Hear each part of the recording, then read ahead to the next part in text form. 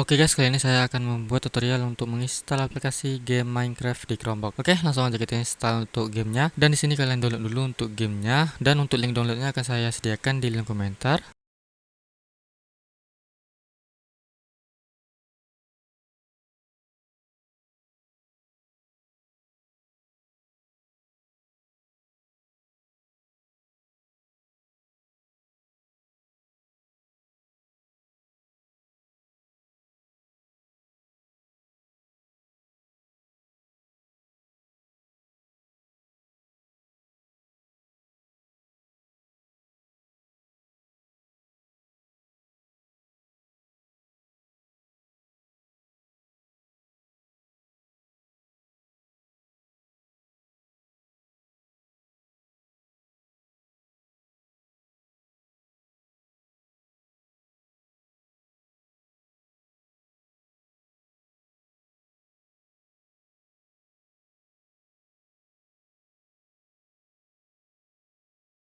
Oke, setelah itu kalian masuk ke file, lalu download dan kalian double klik untuk file cave gamenya. Lalu kalian pilih Linux dan kalian copy untuk filenya dan kalian pastikan di file Linux.